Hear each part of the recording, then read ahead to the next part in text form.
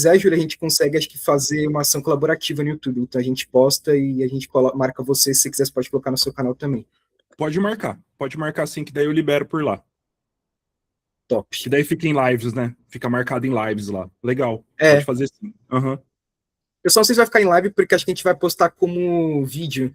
Mas... tá bom, sem problema. Ou transmissão, não sei. Não que a gente sabe mexer muito bem no YouTube, mas... eu acho que se vocês estiverem transmitindo agora, ele fica como transmissão, se estiver ao vivo. Se vocês não vai estar ao vivo, a gente vai... entendi. Depois. Vocês vão pegar a gente grava pelo Meet e aí depois ele posta. Ele posta, tá? Não, daí vai ficar como vídeo mesmo. Provavelmente, né? Eu também não manjo muita coisa do YouTube, não. Tudo muito confuso. Os mistérios. Mas bom, então, eu ser bem rapidinho aqui. Então, quem somos? Então, primeiramente, prazer pessoal, eu sou o Rafael Zanco aqui, da Liga de Cibersegurança. Então, quem somos, né? A gente, como fala, Liga de Cibersegurança, a gente é a LIX, nosso acrônimo, a gente é a primeira Liga de Cibersegurança da Universidade de Campinas. Aqui embaixo no slide tem algumas das nossas redes sociais, se quiserem ver nosso trabalho. Então, a gente tem Instagram, LinkedIn, nosso site, até o próprio canal do YouTube, onde a gente compartilha um pouco do que a gente aprende aqui dentro da faculdade e da Liga em si, sobre a área de cibersegurança. Então, a gente foi fundado em 2024, né, por 4 estudantes, eu fui um dos fundadores, nesse caso, dessa iniciativa, e a gente teve como propósito capacitar estudantes em área de cyber. E por que cyber, né? No começo, a gente começou a perceber uma coisa dentro da Unicamp mais específico, que era, a gente faz parte majoritariamente do grupo dos cursos de tecnologia, engenharia, só que a gente não tinha muito sobre segurança da informação dentro da grade do curso em si. E a gente, depois, quando adentrou nesse mundo, assim, de cyber, a gente percebeu que, na verdade, no Brasil, a gente não tem tanto conteúdo. Então, vendo um pouco essa falta e tanta gente querendo saber um pouco mais sobre, tendo esse interesse, a gente decidiu fazer algo voltado a capacitar os estudantes da faculdade nisso. Um segundo pilar nosso é essa questão voltada para a comunidade, né? Então, compartilhar um pouco do que a gente vê aqui dentro com todo mundo que tem vontade de aprender, seja aqui no estado de São Paulo, em outros estados pelo Brasil, pela comunidade em si. Então, a gente faz eventos, como, por exemplo, a gente está fazendo agora o Cyberfest, a segunda edição já, trazendo várias pessoas, experts, que nem o Júlio, por exemplo, que sabem bastante, sabem demais sobre algum assunto, para compartilhar isso totalmente de forma aberta e gratuita na internet. E, por fim, acho que uma coisa interessante, que a gente funciona internamente por um sistema de pontuações, que a gente recompensa os nossos membros, né, a partir de pontos, por qualquer interação que eles fazem, que eles consigam melhorar nessa jornada deles de aprender cibersegurança, engajam nas atividades da Liga, ou até mesmo ajuda a comunidade. Então, um pouco das nossas atividades, né?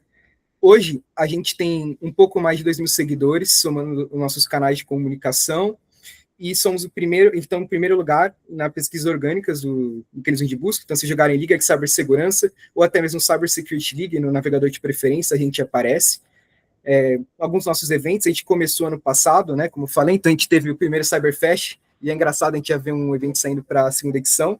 A gente teve 118 inscrições no começo, né, e a gente já conseguiu trazer pessoas que sabem bastante, tanto nacionalmente, então a gente trouxe um pessoal da Octa, Serasa, como também um pessoal do exterior, das universidades de Harvard e MIT.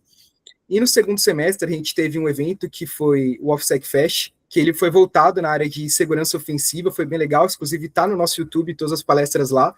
A gente conseguiu assim, um número que a gente nunca conseguiria imaginar, foram mais de 500 inscrições, e a gente conseguiu receber assim, pessoas que sabem bastante também, nomes super legais da área, como o Daniel Marques, que apresentou na DEFCON, Francisco Marinho, Rafael Félix, Vinícius Vieira, foi super bacana, a gente tem as palestras lá, se vocês tiverem vontade de aprender um pouquinho mais sobre essa parte de segurança ofensiva, a gente recomenda. E bom, acho que basicamente isso, acho que essa é a Lix, a gente tem também o nosso QR Code para o portfólio, se quiserem conhecer um pouquinho mais sobre a gente. E aí, como eu estou conversando aqui com o Júlio, né? A área de segurança é bem grande, então não se assustem com todo esse conteúdo que vocês vão ver. E acompanhando eventos assim, da comunidade, com websites, vai ter também daqui a pouco, sempre ajuda a fomentar tudo isso. E bom, para começar o evento com chave de ouro, não tinha como ser diferente, né?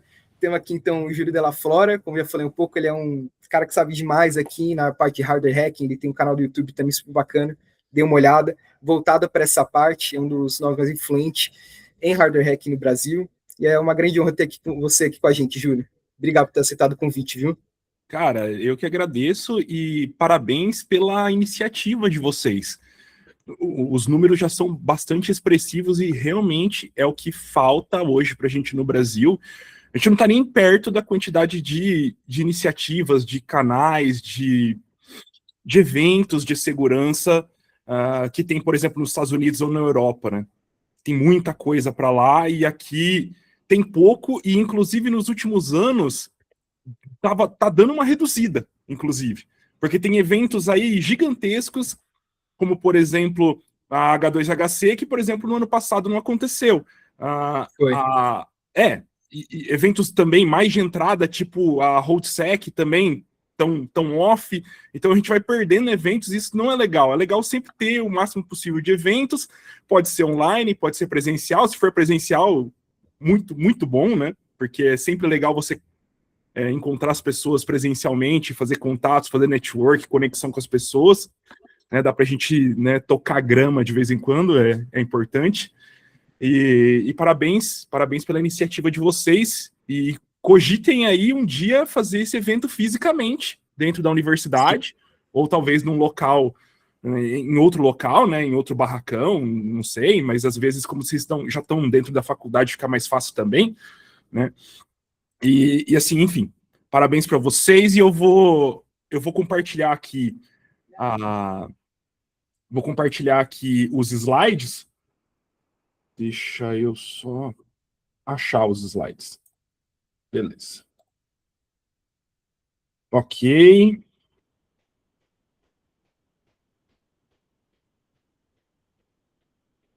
Tá funcionando aí, né? Vocês conseguem ver?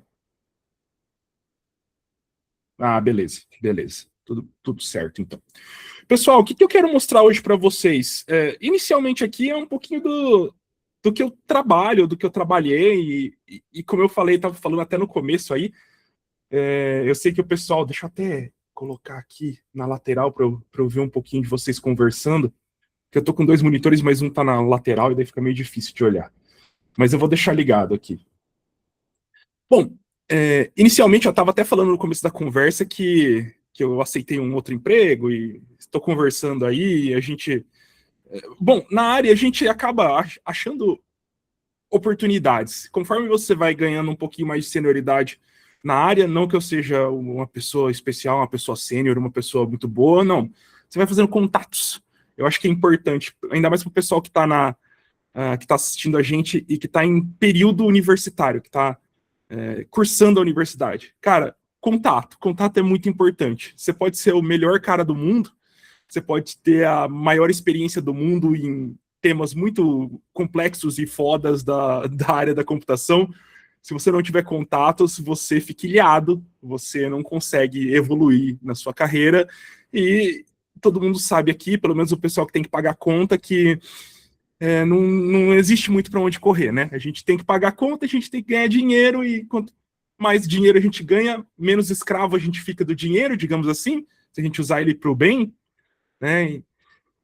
E vou contar um pouquinho da minha história para vocês. Eu comecei lá em 2004, eu acho, 2003, num clube de robótica aqui da cidade de Londrina, chamava de DAC. Era um clube de robótica que ensinava programação, ensinava eletrônica, ensinava mecânica, e eu comecei a ter esse gosto por hacking na época já, porque tinha alguns livros dentro da biblioteca da Didac que falavam sobre hacking, mas daquela maneira esdrúxula, completamente esdrúxula dos anos 2000, né? Do final dos anos 90 e começo dos anos 2000, que era tipo naquele lance de tutorial de disquete bomba, sabe? Quem é muito mais velho vai lembrar disso, provavelmente vocês não vão lembrar tanto. Mas eu comecei na Didac, inclusive um professor na minha época, né, um cara que foi meu professor na época, hoje trabalha lá na X-Rays, acho que ainda trabalha lá, desenvolvendo o AIDA Pro. Olha como as coisas vão, é engraçado, né? O pessoal vai convergindo, e a gente vai se encontrando, né? O AIDA Pro é um dos maiores, né, melhores debuggers, disassemblers, e enfim, que tem no mercado. Depois disso, eu fui fazer faculdade, fiz ciência da computação, saí da ciência da computação em 2010, me formei no final de 2010, já fiz um TCC na área de segurança e fiz o meu estágio também, mais focado ali para a área de jogos também, de segurança. Fui tentando fazer o que dava, fiz pós em segurança, depois fiz um mestrado na área de ciência da informação, tinha a ver com segurança também, e uma outra pós para docência para o ensino superior, e foi essa minha formação acadêmica. Então, hoje eu sou mestre em ciência da informação, trabalhei como instrutor por muito tempo, como professor de ensino médio, de graduação e de pós-graduação. Então, eu peguei ali meu aluno, os alunos mais novos que eu tive, eu acho que eram na idade de 15 anos para 16 anos, e acho que o aluno mais velho que eu já dei aula tinha 55 anos, 56 anos, uma coisa assim. Então, todas as idades possíveis ali de alunos, e todos os diferentes tipos, né, nichos e diferentes cabeças ali, acho que eu consegui entender um pouquinho. E ser professor, eu acho que é uma coisa que faz com que você se desenvolva muito como membro ali, como trabalhador da área que você se destina. Então, ser professor é algo que te faz, na marra, ter que estudar, aprender para poder ensinar. E ensinar é algo que ajuda muito no processo de desenvolvimento daquela determinada matéria, daquela determinada tecnologia. Então, se eu pudesse dizer que algo me ajudou hoje, algo me fez estar no momento onde eu estou hoje, provavelmente o que me ajudou mais foi a docência. Eu ainda sou professor, agora sou mais instrutor de treinamento, né? Meu curso ficou com a Solid, eu deleguei ali o meu treinamento, né? Os direitos autorais do meu treinamento para a Solid, e hoje eu trabalho como pesquisador, hoje eu trabalho como membro de Red Team, como líder de Red Team, e também trabalho no desenvolvimento de certas ferramentas, e mais algumas coisas também. Eu trabalhei ali desde o começo ali, tanto em empresas pequenas, em consultorias pequenas, como também em empresas gigantes listadas na bolsa. Então, consegui ver ali como é que é a maneira ali de funcionamento de uma empresa pequena, de uma startup, de uma empresa que está listada na bolsa, né, de uma empresa grande, por exemplo, o Grupo Local Web que eu trabalhei, que tinha mais ou menos umas 30 empresas dentro do guarda-chuva. E também dentro da sala de aula, né, a docência dentro da sala de aula, que é algo muito legal, muito recompensador, mas, infelizmente, o salário não é tão legal assim. Beleza, deixa eu jogar para frente aqui e já mostrar para vocês o que eu gostaria de trazer. Hoje eu vou falar um pouco sobre hardware hacking, apesar de eu ter demorado para caramba na introdução.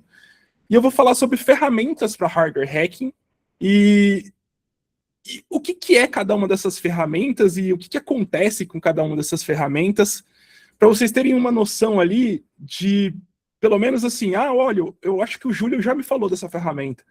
Peraí, ó, eu vi na palestra do Júlio que tem um dispositivo que parece com isso aqui. Então, eu vou trazer algumas ferramentas do dia a dia, vou explicar para vocês, do ponto de vista do hardware hacking, o que é para hackear hardware de fato e o que é uma ferramenta para Red Team, por exemplo, uma ferramenta embarcada ali para Red Team. E vou fazer essa distinção enquanto explico para vocês algumas das ferramentas. Bom, a gente tem aqui, são 3 ferramentas, na verdade são 4 imagens, mas são 3 ferramentas. A gente tem o Pau-Na-Gotch, esse é o primeiro. O Pau-Na-Gotch é uma ferramenta onde ele captura handshakes e ele tem uma espécie de uma inteligência ali, eu diria uma inteligência artificial, não é exatamente isso, mas onde ele captura os handshakes para que depois você consiga quebrar esses handshakes ali usando um hashcat da vida, ou enfim. Ou um aircrack da vida, né? E daí, ele é um bichinho virtual que se alimenta de handshakes, tá? E como é que ele é construído? Com uma tela de e-ink e um Raspberry Pi. Esse foi o precursor ali dos hardwares. Quando a gente chega no Flipper, que é um produto final, depois eu provavelmente vou mostrar o Flipper, Pense que o criador do Flipper, ele se inspirou, em parte, no Pau-na-Gote. O Pau-na-Gote é um dispositivo que o criador do Flipper se inspirou. Agora, o Pau-na-Gote, ele é uma ferramenta para hardware hacking?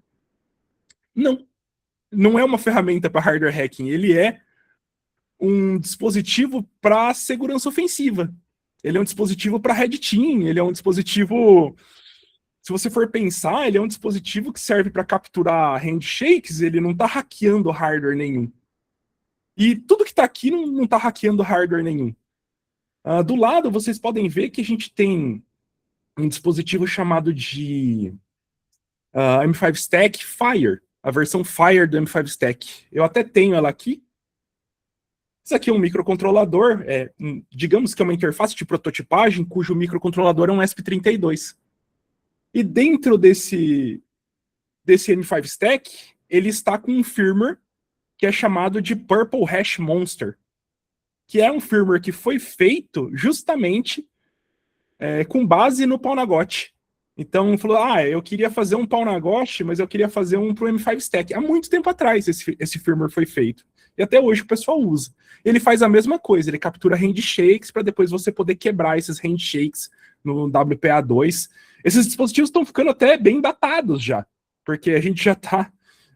a tecnologia já está evoluindo e eles ainda estão parados ali no WPA2, por aí vai. Daí a gente tem os D-Outers também, que são dispositivos também, não tem nada a ver com hardware hacking, são mais ferramentas para você usar numa campanha de Red Team do que para você hackear hardware, propriamente dito ali. Eu vou mostrar algumas coisas que são feitas para hackear hardware também depois dos próximos slides. E esse dispositivo aqui, que é o D-Stike, que é um D-Outer, né? Esse DIB Watch, D-Stike, é um dispositivo que ele se apropria ali de uma feature do WPA2, que ele faz a desautenticação de dispositivos que estão na rede, simplesmente anunciando a desautenticação. Então você pega o endereço MAC lá e anuncia, manda uma flag lá de desautenticação e o roteador vai lá e desautentica. O roteador que está no WPA2 vai lá e joga você para fora da rede. Não tem nenhuma assinatura para fazer isso. Então você pode fazer, qualquer pessoa pode fazer e te jogar para fora da rede. E é isso que o D-Outer faz. Então ele consegue tirar as pessoas dentro do WPA2. E agora, protocolos mais novos de segurança já não funcionam mais. Então esse dispositivo ele também foi criado para um fim específico. Vamos dizer que é um fim de Red Team? Eu diria que é um fim mais para pentest e para Red Team. A gente pode meio que separar as categorias de hardwares como hardware para hacking mesmo, para hacking, para pesquisa científica, hardware para pentest e hardware para Red Team, digamos assim. Aqui tem o Flipper. Como eu falei para vocês, o Flipper foi barrado pela Anatel. Hoje a gente não consegue comprar um Flipper de maneira legalizada aqui no Brasil, né? Não dá para importar, não dá para legalizar um Flipper aqui no Brasil. Justamente porque a ideia é que o Flipper ia causar problemas para a segurança pública. Então, por isso que a Anatel proibiu ali o funcionamento do Flipper, ou proibiu, assim, a importação, digamos assim, do Flipper, né?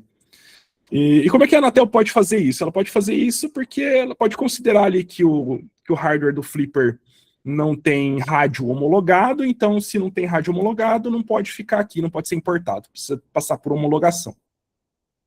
Tem até o pessoal lá do Highboy que tá tendo que correr atrás, né, para fazer as homologações, para quem já ouviu falar do Highboy. E o Flipper, mais uma vez, como eu disse, ele se apoiou aí. O desenvolvedor, que é o Pavel, um dos desenvolvedores, ele se baseou um pouco também no Pau-na-Gote para fazer o Flipper. Então, que é um bichinho virtual, e que no final das contas o Flipper quase não usa nada de bichinho virtual, né? Para quem tem o Flipper aí sabe que é só um splash screen ali, bonitinho, do golfinho, mas que o sistema de aumentar level dele não é grande coisa, não serve para muita coisa. E beleza, e olha o preço do Flipper, né? Quando um desses daqui você paga muito mais barato e tem opções bem interessantes também. E eu vou mostrar essas opções para vocês. Então aqui é tudo que o Flipper faz, ele tem um módulo sub-gigahertz, ele tem ali um bad USB, ele tem saídas, né, de PIOs, que são saídas de dados digitais, e analógicas e digitais. Eu não lembro se o Flipper tem saídas analógicas, não tenho certeza, mas Arduino, por exemplo, tem saída analógica e saída digital, né, IOs analógicas e digitais. Ele tem NFC e RFID, ele tem... aqui, quando ele fala Bluetooth Low Energy, que eu me lembro, ele tem Bluetooth, ele não tem Wi-Fi. Tanto que precisa de uma plaquinha extra conectada nos IOs dele para que ele consiga ter acesso Wi-Fi. Então usa um ESP32. E o Flipper ele tem um STM32. Né? Aqui, deixa eu tirar o som. E o que preocupava a Anatel, ainda preocupa a Anatel, era essa habilidade do Flipper de ter desenvolvimento de um rádio sub-gigahertz. E falando para vocês o que é sub-gigahertz, é toda a frequência ali abaixo de 1 GHz, vamos dizer que é sub-gigahertz. Então, o Flipper, ele consegue ali atuar em 400 até 440, 450, uma coisa assim, depois em 850 e 900, até 900 e pouquinho megahertz. Por quê? Porque ele tem um elemento ali que é um CI que chama CC1101. Dá para comprar a parte, inclusive. E é muito barato. Você vê hoje um Flipper custa, sei lá, R$2.000, R$2.500. Um CC1101 sozinho, pra você comprar hoje, ele custa R$20, sei lá, 15, R$20 para pegar na China. E o que assustou todo mundo foi essa possibilidade de abrir carro, né? E o Flipper abre carro? Depende do protocolo que o carro usa. Porque não é mágico. Às vezes a pessoa pega o Flipper, não consegue fazer nada com o Flipper e vai lá e vende ou devolve, ou enfim. Justamente porque a pessoa não quer parar para aprender, para entender que a gente tem learning code dentro dos alarmes, né? A gente tem alarmes que são learning code, a gente tem alarmes que são rolling code. Se eles são learning code, eles têm só uma sequência ali fixa e que daí você consegue copiar, e tem carros que são learning code, os carros mais antigos. Na verdade, que eu já vi carro 2013, 2014, que tinha learning code, eu conseguia copiar com o Flipper. Mas que existem rolling codes que também usam uma vez só. Você usa o código uma vez só e é descartado, mas existem ataques para rolling code também. E existem ataques de despareamento de key fob, né? De chave de carro. Existem uma série de ataques de rolling code que o pessoal que compra o Flipper, muitas vezes o cara não quer parar para estudar. Mas uma pessoa que é focada em segurança, se ela tiver a oportunidade de ter um Flipper na mão, muitas vezes ela dá um avanço gigante de entendimento, porque ela vai conseguir ali um rádio sub-gigahertz para fazer testes. E testes em tecnologias diferentes, né? Vários protocolos diferentes de comunicação sem fio, de radiofrequência. Então, sempre tem o cara que quer aquilo ali na mão e sempre tem a pessoa que vai parar e vai estudar e vai exaurir tudo que aquele objeto, tudo que aquele dispositivo tem. E o legal do hardware hacking é isso. É você comprar um hardware, quando você tem uma graninha lá, você vai e compra aquele hardware, tipo um Proxmark, tipo um HackerF, tipo um Chip Whisper, e daí você explora todas as possibilidades daquele dispositivo, e você aprende um monte com aquele dispositivo, justamente porque você tem ele fisicamente ali para fazer os testes. Então, o legal do hardware é isso. Mas se você colocar o Flipper, dizer que o Flipper é uma ferramenta para hardware hacking, ele não é uma ferramenta para hardware hacking. Na minha visão, ele é uma ferramenta para Red Team e talvez algum tipo de pentest, mas mais para Red Team. O que o Flipper brilha para mim é você capturar, por exemplo, um código de um portão eletrônico de uma empresa para poder abrir depois, você capturar a credencial de um funcionário NFC, né, credencial NFC de um funcionário para abrir depois, ou alguma porta, você conseguir desligar, ligar alguma coisa infravermelho ali, que está em algum local da empresa, enfim, interagir dessas formas. E eu digo para vocês que o Flipper, ele tem poucas funções. Se for pensar que ele é um dispositivo de Red Team, existem uma série de funções. Ali ele está lendo o chip do gato, ó, pessoal. Existe até, se for levar em consideração Red Team mesmo, existem firmwares que rodam aqui nos dispositivos da M5 Stack, tipo o Evo M5, que tem muito mais ataques relacionados à Red Team, a operação de Red Team ou Pentest, do que o próprio Flipper. O Flipper parece que ele foi feito mais como um brinquedo, digamos assim, um brinquedo para hackers, do que como uma ferramenta, tipo um implante ou alguma coisa do tipo.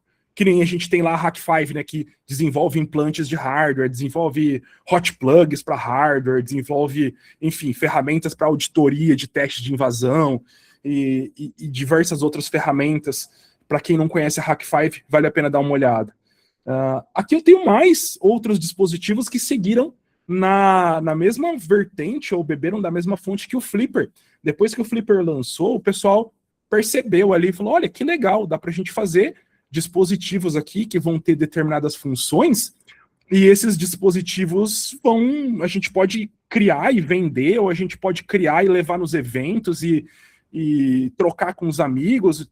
Na segurança da informação, principalmente o pessoal que participa de eventos, tem muito essa de desenvolver badges eletrônicas, sabe, gente?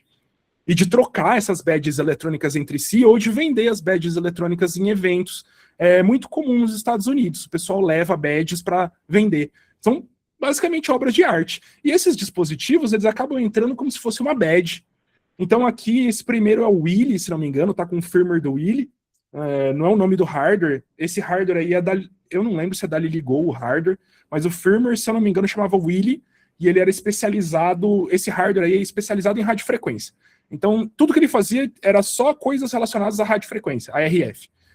Então, 433 ali, abrir portão, tentar abrir carro, fazer ataques de desincronização de rolling code, tentar assumir o controle fingir que você é a chave do carro e desincronizar a chave real do carro para só você abrir. Enfim, tem um monte de ataques que existem aí em radiofrequência. Até mesmo, hoje, a gente até vê, né, muito, que é o pessoal fazendo jamming de 2.4 GHz.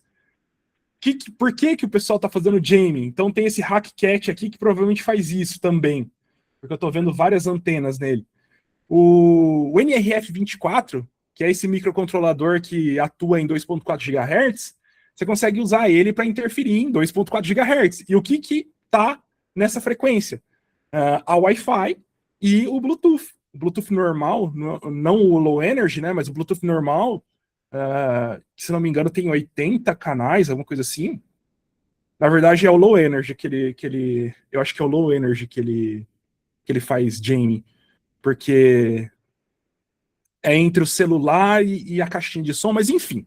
O Bluetooth está em 2.4 GHz, percebam.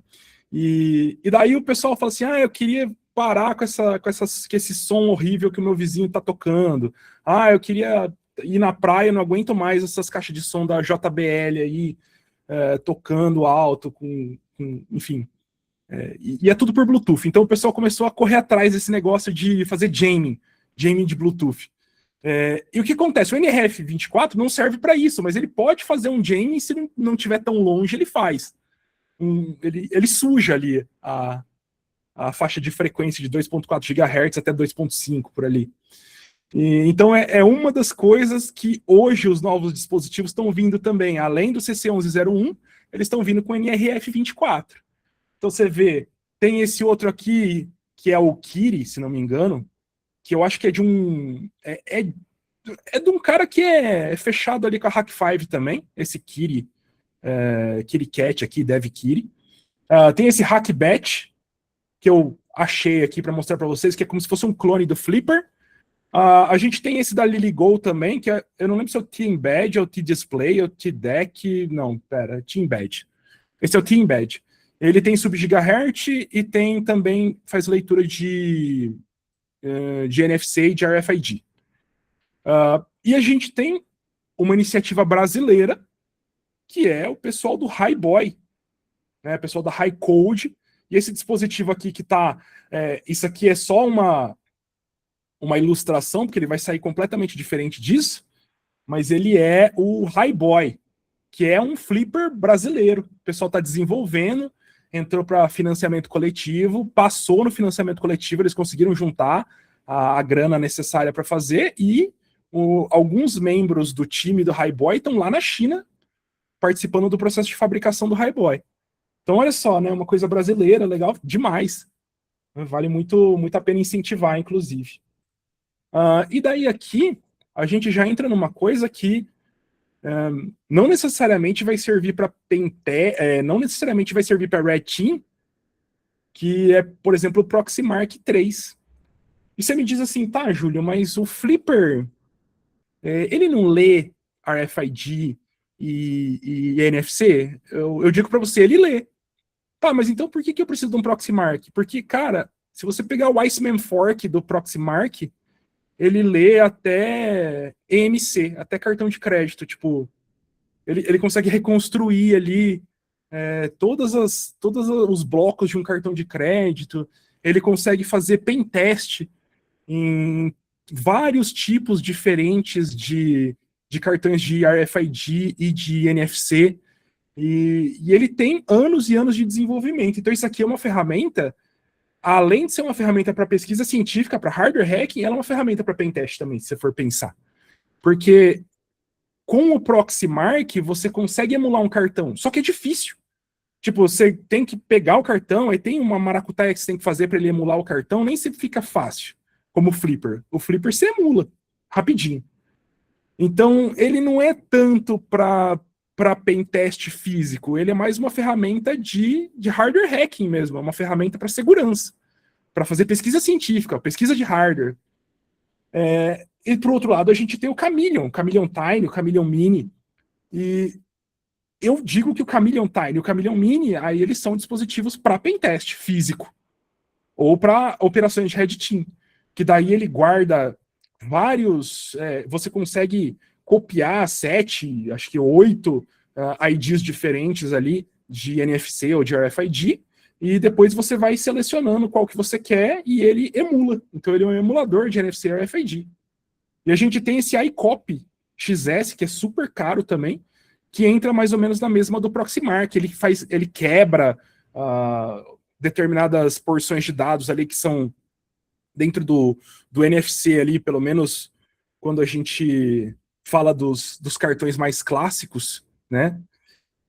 Tem 16 blocos ali, tem 2 chaves em cada bloco. Então, o que ele faz? Ele faz ataques de força bruta, ele faz ataques nested, ataques hard nested, que são os tipos de ataques que foram descobertos ali para quebrar as senhas dos cartões de NFC e você poder ler as informações dos cartões de NFC. E, gente, pensa a quantidade de coisa que tem NFC, que tem cartão de NFC. Aqui na minha cidade, por exemplo, transporte público. Também tem condomínios que tem RFID ou NFC. Tem locais, né? Por exemplo, restaurantes que usam cartões NFC. Tem barraquinhas tipo, quando você vai dentro de uma, sei lá, alguma exposição, dentro de uma conferência, barraquinhas de food trucks em geral, né? Quando tem ali um aglomerado de food trucks, às vezes eles usam NFC para fazer a conta, né? Para pagar a conta, e você vai colocando no cartão de NFC, ou você coloca crédito no cartão de NFC para gastar. Por exemplo, dentro de um play center ali de um shopping, você pega ali o cartão, carrega ele com R$ 50, e daí você vai nas máquinas e aproxima da máquina de bichinho, e daí você consegue usar os créditos que estão dentro do cartão. Então, tudo isso são coisas, aplicações aí, e inclusive cartões mais novos de NFC, que você consegue usar para até abrir carros, tipo Tesla, esses chineses novos também, eles usam cartões, né, smart cards, né, cartões inteligentes, para poder abrir o carro sem uma chave de presença, você abre o carro com cartão. Tem tudo isso. Então, todas as possibilidades, perceba, desde você encontrar falhas na tecnologia ou nos tipos de segurança das tecnologias diferentes de NFC, porque são vários cartões NFC, são várias tecnologias, são várias desenvolvedoras dessas tecnologias, assim, diversas mesmo. Para quem tem um Proxmark ali, olha o Iceman Fork, para você ver a quantidade de coisa que tem, né, falando sobre NFC. E até cartão de crédito entra, né? Porque o NFC do cartão de crédito ali, padrão EMV, você consegue fazer uma leitura dele com o Proxmark também. Aí a gente entra também falando de radiofrequência, ou continuando a falar de radiofrequência, que também podem ser ou ferramentas para pentest, dependendo do pentest que você for fazer, porque às vezes você vai fazer pentest em algum dispositivo físico, esse dispositivo interage de alguma forma com alguma radiofrequência, alguma coisa automatizada, sei lá, alguma coisa industrial que recebe uma determinada frequência ali, um protocolo via uma frequência de, sei lá, 300 MHz, 400 MHz. E até para um Red Team também, que daí você tem esse do meio aqui, é um Evil Crow, e acho que é o Evil Crow 2, e isso aqui ele tem o CC1101 também, e esse daqui também, né, esse que tá... Ô José, eu acho que você tá desmutado.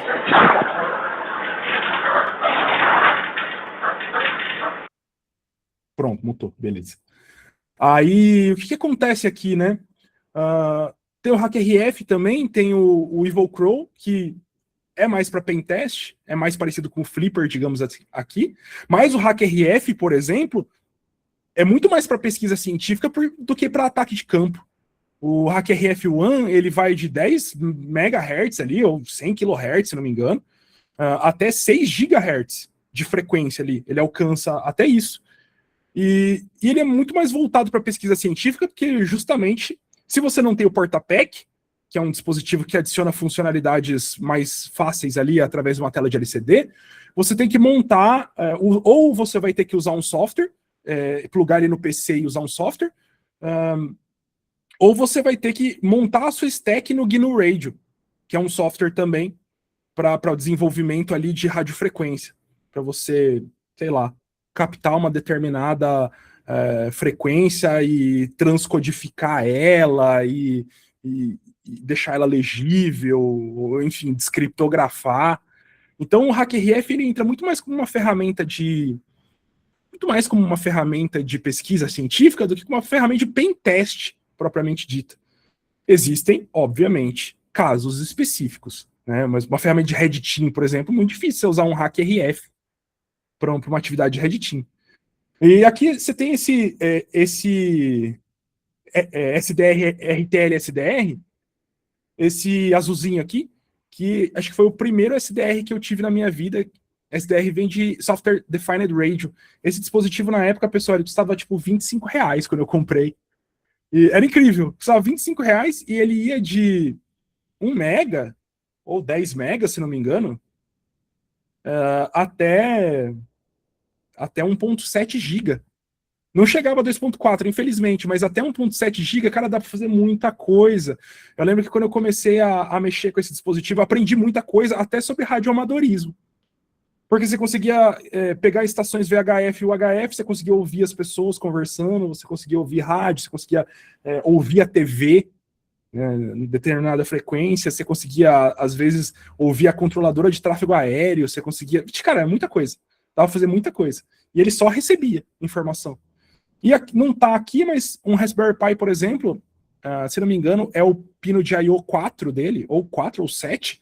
Você consegue usar esse pino e usar o RPi TX para você fazer transmissão. Ele não recebe, mas ele faz a transmissão. E daí você junta os dois e você tem ali digamos que um HackRF de baixo custo, vamos dizer assim, que hoje o HackRF é caro, né? E vamos lá. Então, esse tipo de dispositivo, pessoal, a gente vai manipulando, né? Uma área completamente diferente, ó. Aqui também é radiofrequência, né? Proxmark e tal, mas a tecnologia é completamente diferente do que você vai estudar dentro de um HackRF.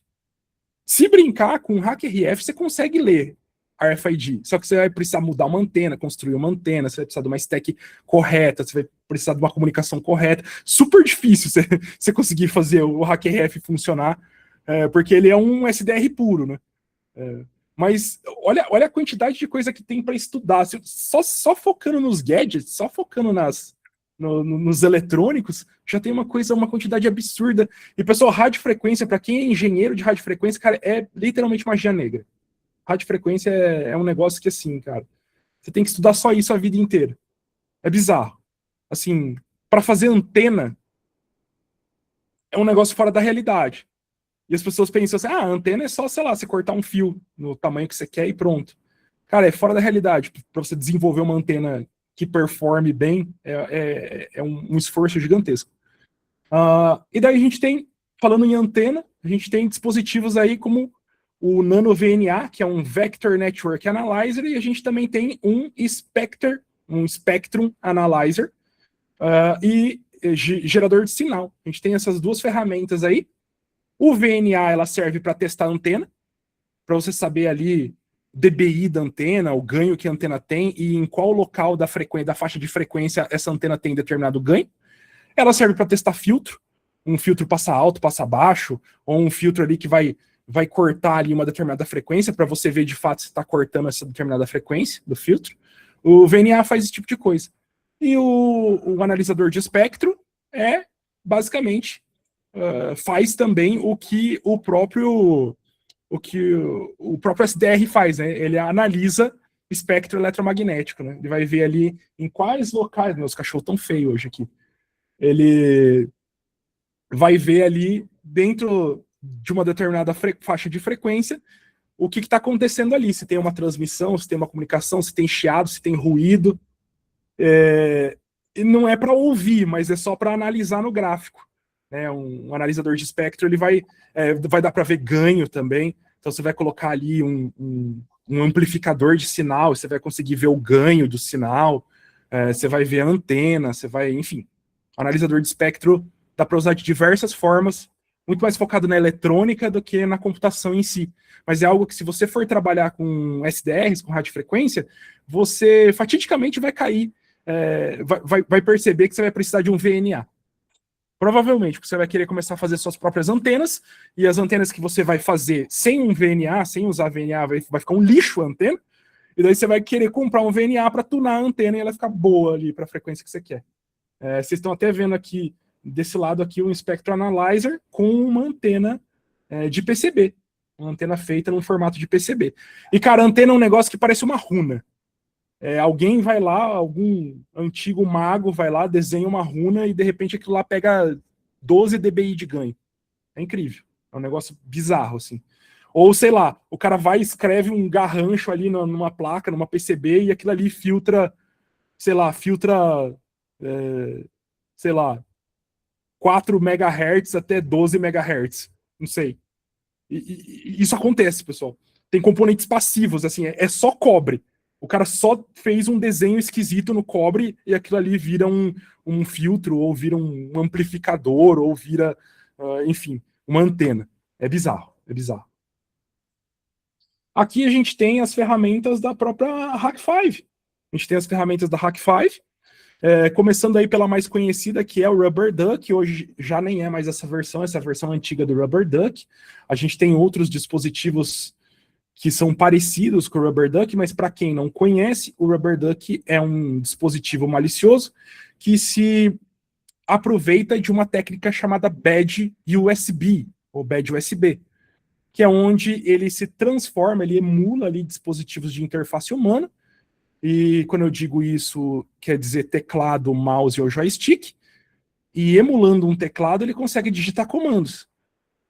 Todo mundo se foca completamente no teclado, porque o teclado é o maior vetor de falhas, mas você pode usar ele para controlar mouse, você pode usar ele para fingir que é um joystick. E eu já utilizei muito essa técnica, e tem muita gente que utiliza essa técnica para trapaça em jogos. Eu já demonstrei, inclusive, no canal, né?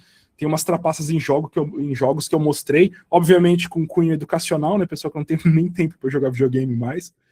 Mas, tem uns dispositivos de hardware para videogame, que me fugiu o nome agora, que eles fingem que eles são um joystick, mas que eles computam dados de um teclado e mouse.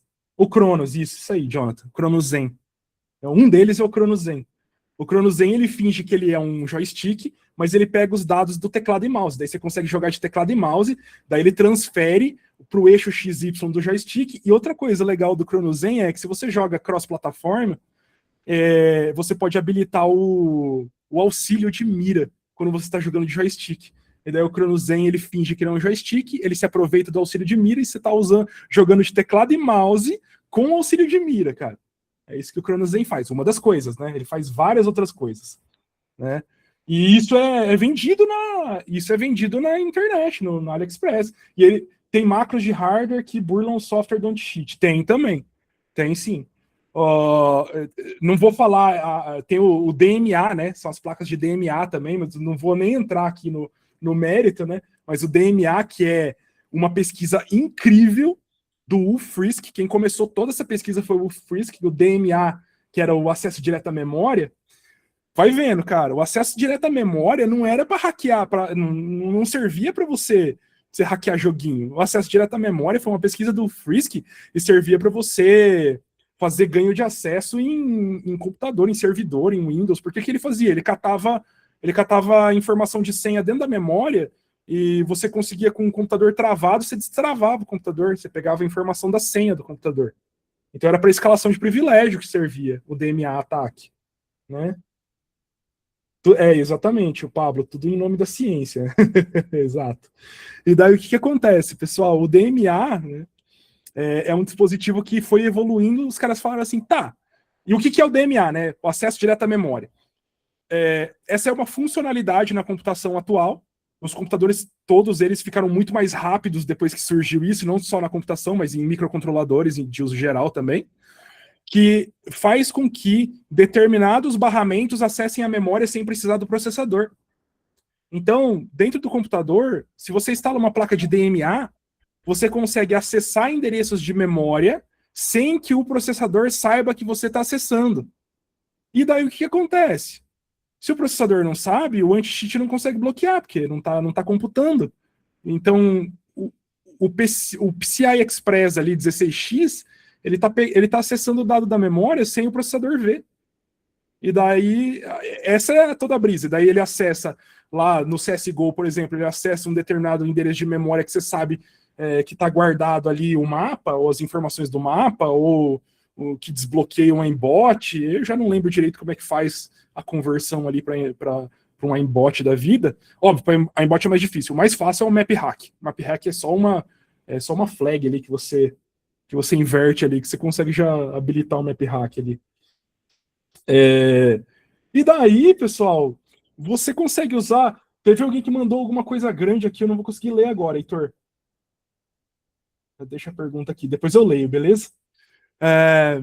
Aí o que acontece, pessoal? Você tem ali, olha só, você tem acesso à memória RAM. Tudo que você quiser fazer acesso da memória RAM, você tem. E sem o processador ver. Então, tipo, matou, né, o anti-cheat. Aí, óbvio que daí os desenvolvedores de anti-cheat, eles também têm ali as suas cartas na manga. Então, eles fazem varredura para saber qual o endereço de hardware do dispositivo, e daí eles fazem perguntas. Se o dispositivo fala que, por exemplo, eu sou uma placa de rede, eu sou uma placa de Wi-Fi, aí ele começa a falar, tipo, fazer perguntas que só uma placa de Wi-Fi saberia. E daí, se o bagulho se embanana, aí ele dá ban. Por quê? Porque vai depender tudo do firmware, do DMA, da placa de DMA, né, e do software de cheat. Mas também tem uma outra coisa que eu esqueci o nome, esses tempos atrás lançou, que ele é uma placa de DMA, mas ela tem um espelhamento de uma placa de verdade. Então, quando o anti-cheat vem perguntar, essa placa de DMA, ela tá com uma placa de rede Wi-Fi espetada. Aí, quando o DMA não sabe o que fazer, ele pede para a placa Wi-Fi responder. E daí isso burla também os anti-cheats. Né? Aparentemente, esse tá o estado da arte agora e custa caríssimo. Eu esqueci o nome do dispositivo. Não consigo lembrar o nome de todos. Mas são ataques, aí já são ataques de fato de hardware hacking baseados em hardware, né? E o Bad USB é de fato ali um ataque que vai se explorar. Mas ele não é, o Bad USB em si, ele não é um ataque de hardware hacking, se você for pensar. Tá começando a ficar confuso, né? Porque, assim, ele explora o Windows, mas ele não explora uma falha de hardware, digamos assim. Ele explora ali o plug and play. E ele explora a capacidade que o Windows tem ali de deixar qualquer teclado se plugar e por aí vai. Né? E daí a gente tem outros dispositivos. A gente tem keyloggers, que tem o Air, o Pico e o Premium ali. Esse Key Grabber, que é uma ferramenta onde você pluga ali no teclado e ele é um keylogger físico.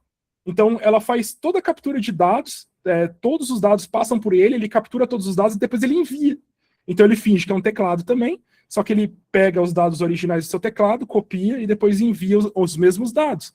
E daí ele pode ser acessado por Wi-Fi também, por exemplo. É o tal do Key Grabber. Eu tenho um aqui que é o Keycroc, que ele, além de fazer o Key Grabbing, né, além dele fazer o Keylogger de hardware, ele também injeta via badge USB, ele também injeta qualquer dado que eu quiser. E é um hardware da Hak5, é bem legal também. E a gente tem também o USB Cable Ninja, também tem o MD Cable, que são cabos que toda a eletrônica está dentro ali desse minúsculo pedaço de plástico aqui do cabo. E também mais ou menos as mesmas funções. Ele injeta comandos e ele faz keylogging também, dependendo de como esse cabo foi conectado. Você pega um teclado, você substitui o cabo do teclado por esse cabo USB e ele faz keylogging também. E dá para conectar num celular também para injetar comandos. Enfim, vocês já devem ter visto isso. O pessoal que costuma acompanhar meu canal já deve ter visto. Eu gravei alguma coisa parecida com isso junto com o Gustavo do canal, que agora chama Reset o canal, né? Antes era o Rocket, né? O Labs, né? Rocket Labs. Agora chama canal Reset. O mano lá que faz os vídeos, que monta os PC pro Ronaldo Fenômeno, pro Neymar, por aí vai, né? Vocês sabem quem que é. E da onde que surgiu? É engraçado, né, cara? Da onde que surgiu essa ideia desse USB Rubber Duck? Isso aqui, ó, o USB Rubber Duck, eu lembro até hoje. Teve uma palestra sobre ele na DEFCON de 2000 na Black Hat de 2010. Os caras já tinham usavam um Tense para fazer badge USB. Não existia o Rubber Duck. O Rubber Duck foi lançado em 2012, eu acho, alguma coisa assim, 2013. Mas em 2008, se não me engano, se vocês quiserem dar uma olhada, esse catálogo chama Anti-Product ou Anti-Catalog. Esse é um catálogo vazado no Vault 7 do WikiLeaks. E ele mostra, da época ali de 2008, um pouco antes, quais são os hardwares que a NSA e a CIA tinham. Então, para que outras agências dos Estados Unidos, eles tinham meio que à disposição para outras agências de segurança. Então, esse catálogo é da NSA, e esse catálogo ele meio que era de comum acordo com a CIA também, então eles desenvolviam esses hardwares. Um dos hardwares dentro desse catálogo, acho que ele tem, umas 50 páginas, tá escrito aqui, acho que é 52 páginas eles têm aqui. E ele é datado de 2007, tá, esse catálogo. Ele já tinha um dispositivo que chamava-se Cottonmouth 1, e Cottonmouth é o quê? É essa víbora aqui, ó, essa cobra aqui lá nos Estados Unidos, ela chama Cottonmouth, é o apelido dela. E esse dispositivo, ele era um cabo USB, dentro desse cabo USB tinha, você conseguia se comunicar com ele via um dispositivo que chamava Howler Monkey, sem fio, e você conseguia infiltrar dados e dar comandos nesse dispositivo, usando esse badge USB. Então já era um cabo que era produzido para ser trocado ali. Tipo, o cara ia colocar para fazer espionagem e ele trocava o cabo USB. Colocava outro cabo USB ali e colocava no PC da pessoa que estava sendo alvo dessa espionagem. Imagina, cara, isso aí em consulado, em atores internacionais. Isso aqui é coisa que a CIA fez em 2007. Já faz tempo, né, pessoal? Mas até hoje tem coisa lá dentro. Eu estava olhando o catálogo do Anti, né, esse Anti-Catalog. Eu tenho ele aqui. Dá para procurar na internet, é fácil. Até hoje tem coisas muito interessantes lá, que são tecnologias que até hoje você não vê no público. Assim. Eu tenho certeza que os caras ainda devem usar coisas, obviamente, né, muito mais desenvolvidas, mas tenho certeza que eles têm implantes de hardware. Aí a gente entra em implantes de hardware, uma coisa que a CIA faz muito, né? Que a NSA e a CIA fazem muito. Implantes de hardware. E isso vale muito para o pessoal que é do Red Team. Porque quando você vai fazer uma simulação de Red Team, você muitas vezes pode usar um implante de hardware. Você pode usar um hardware que é chamado de hot plug, que são hardwares que você vai plugar lá no computador, no celular da vítima, mas você pode usar hardwares que vão ser implantados no computador da vítima, ou implantados na infraestrutura da vítima. Então faz muita diferença.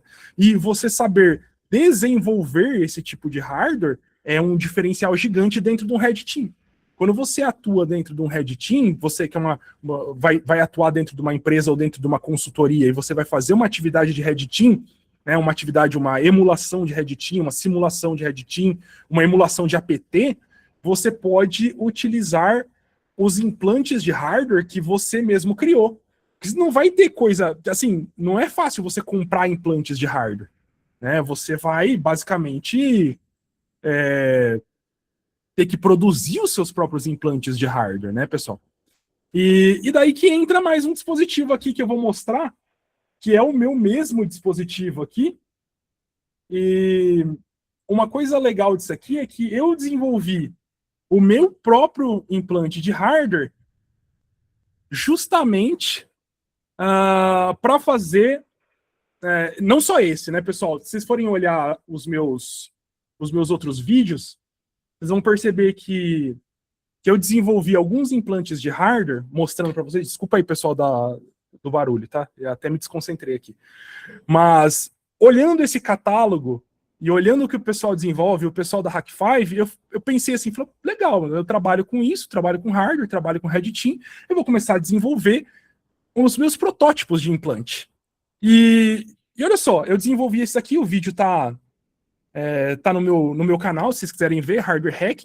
Isso aqui é um dispositivo que eu consigo, por exemplo, fazer a leitura de NFC RFID. Desculpa, de NFC UHF. Que seria um tipo de NFC que tem, por exemplo, nas lojas de roupa. Sabe aquele chip que tem na etiqueta da roupa ou na etiqueta de determinados produtos? Por exemplo, você pega uma loja aí, sei lá, uma loja de artigos esportivos, e daí ela tem aquele sistema onde você pega as roupas, coloca as roupas dentro da balança ali, não é uma balança, né, mas dentro de uma gaiolinha ali, e daí ele já reconhece automático todas as roupas que você quis, você compra com cartão, e daí você pega as roupas, coloca no saco e vai embora. Aquilo ali é RFID UHF. E eu descobri que uma boa parte das empresas que trabalham com isso, elas usam senhas padrão do RFID UHF. E daí eu desenvolvi esse dispositivo para ler esse RFID UHF, e esse dispositivo tanto faz o brute force das senhas, quanto também mata as etiquetas. Então, eu conseguiria ali, por exemplo, se eu conseguir achar a senha de uma roupa, eu consigo tanto meio que alterar o número dela, alterar a ID dessa roupa, fazer ela virar uma roupa mais barata, ou eu posso matar a etiqueta. E daí, quando eu for colocar no carrinho ali, ele não vai reconhecer a etiqueta. Ela vai estar morta. E daí não vai cobrar. E daí, isso aqui eu desenvolvi, foi para um pentesting numa loja, né? Desse tipo, né? Desse tipo de tecnologia. E isso usando o quê? Usando o Fire, né? O M5 Stack Fire, e com um módulo de UHF RFID. E tem um outro implante também, usando o Atom S3U, esse daqui. E qual é o objetivo dele? Esse Atom, especificamente o Atom S3U, ele tem microfone. Ele age como badge USB e ele tem microfone.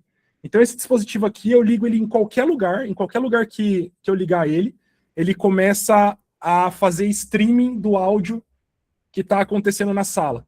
E daí eu conecto via Wi-Fi nele, e daí eu fiz um outro software que usa o Vosk, né, é um speech to text, para transformar em texto tudo que é falado na sala. Então, observe, eu consigo ouvir o áudio de uma sala, eu consigo transformar tudo que é falado em texto, e se eu quiser eu posso pedir para uma IA fazer o sumarizar o que foi falado nessa sala. E como está escrito, por exemplo, eu posso falar assim, olha, procura para mim, dentro desse texto, o lugar onde alguém falou uma senha, ou falou algum dado importante, ou falou, sei lá, um CPF, e daí ele vai procurar. Então eu posso usar uma IA, né, botar esse arquivo de texto numa IA, ele vai ingerir. Então, uma ideia de implante também que eu desenvolvi. E tudo, pessoal, usando, assim, me municiando desse catálogo do ente e me municiando também das ferramentas da Hack5 e muito da M5 Stack, né? Porque a M5 Stack, às vezes, eles lançam os controladores que eu falo, cara, isso aqui foi muito lançado para hacking, não é possível. Né? Não é possível que isso aqui não é um dispositivo para segurança da informação. Esse daqui é muito, né? Esse específico, o Atom S3U, é específico para segurança da informação, isso aqui é um show. Porque ele é um S32S3, né? Então, aqui eu tenho mais umas ferramentas da Hack5, tá, pessoal?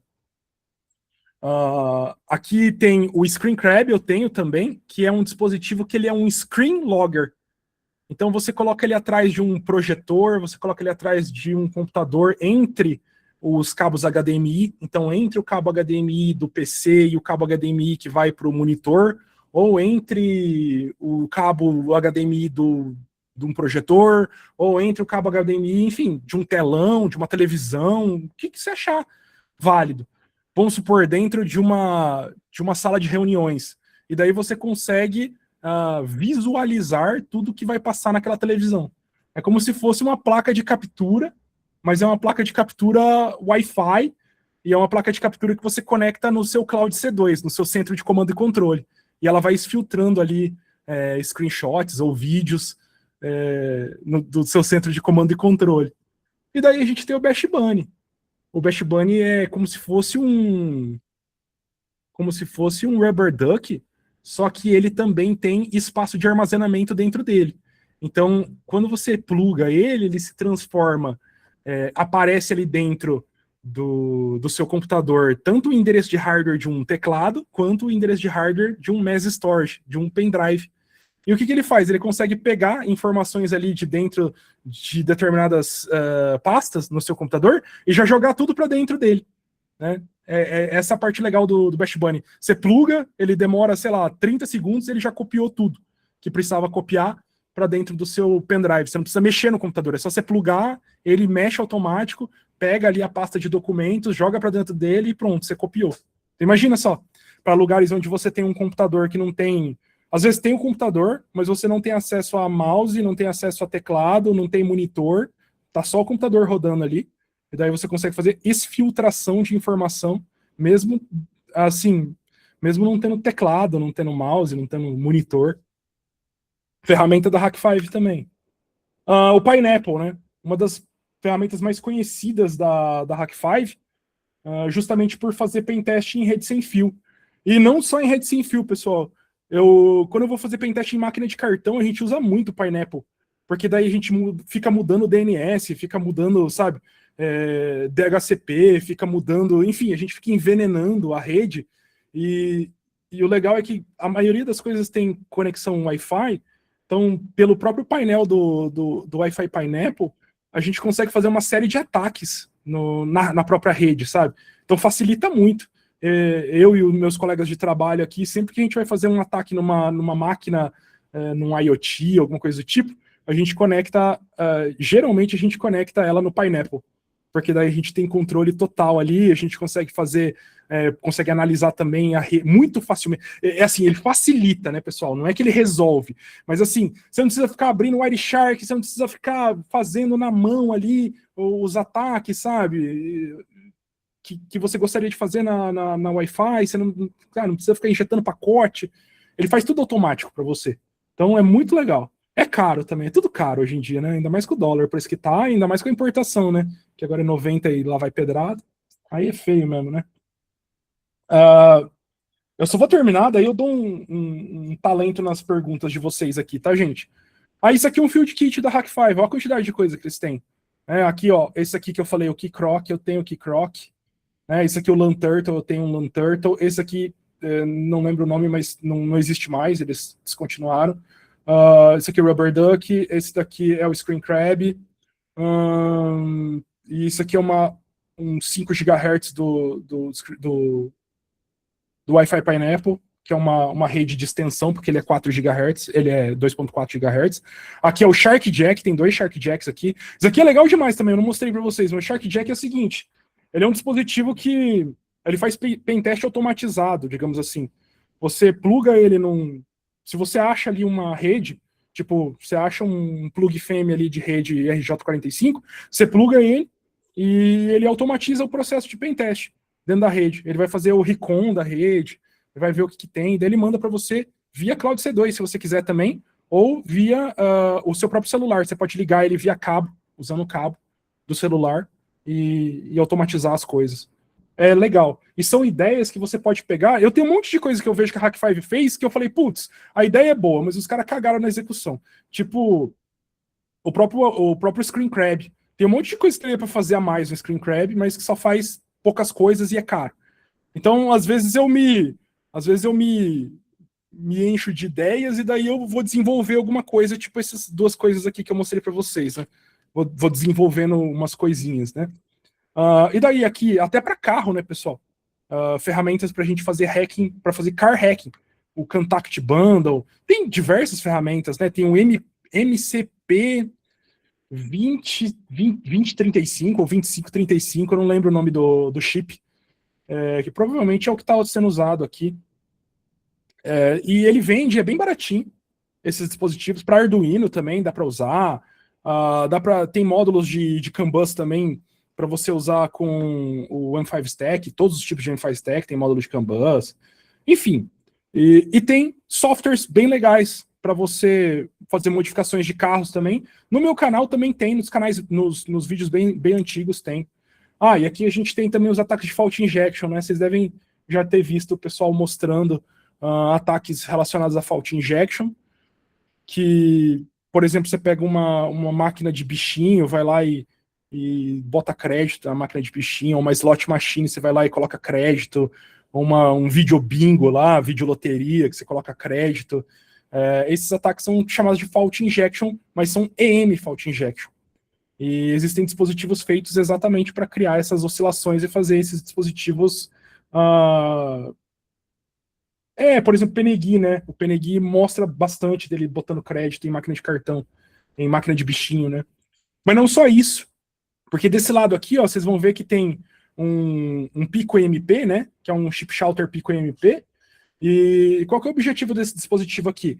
É dar o pulso eletromagnético exatamente no momento correto para que ele erre ali num if, por exemplo. Você tem um firmware e ele está numa condição ali. Esse aqui é que ele pule aquela condição, ou que ele troque o estado daquela condição. Então você vai usar ali com muito mais esmero, com muito mais finesse ali, um Pico EMP para saber o momento exato onde você vai aplicar um pulso eletromagnético para você, por exemplo, destravar uma senha ou conseguir fazer o login sem fazer um bypass de autenticação, coisa do tipo. E é exatamente isso que o pessoal faz, inclusive para fazer dump de firmware. Tem firmware que é criptografado e que você não consegue dumpar. E você usa esse tipo de dispositivo para fazer ali um pulso eletromagnético exatamente no momento que você consegue ali pular a restrição do firmware e daí você dumpa o firmware. Então, para isso que serve. Agora, já esse grande aqui, esses dois aqui, serve para botar crédito em máquina caça-níquel, tá? Isso aqui tem desde 2003, sei lá. Desde quando Las Vegas é Las Vegas, existe isso aqui, cara. Isso aqui é um bagulho muito antigo. Beleza. Aí tem o nosso Card Pilter ADV, que é muito legal. Tem projetos para o Card Pilter ADV, como, por exemplo, o Evo M5, que eu mostrei para vocês, não só no Card Pilter, né?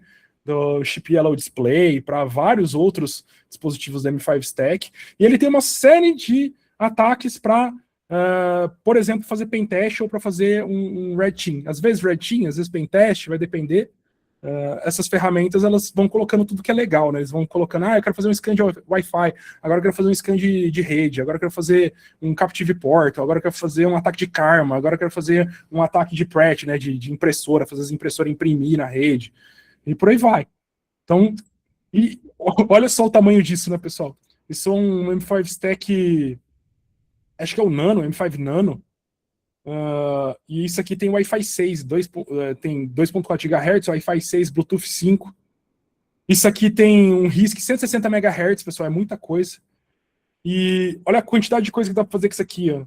Eu pedi pro ChatGPT, falar, faz aí uma série do que daria para desenvolver para isso aqui. Ele falou, dá para fazer Zigbee, Sniffing, Thread Injection, Rogue Access Point, desautenticação ataque, né? Beacon Flooding, Bluetooth Low Energy HID Injection, BLE Spoofing, exploração do protocolo Matter, ele tem infrared também, ele tem infravermelho, dá pra fazer jamming de infravermelho, mas isso aqui é meio inútil, mas enfim.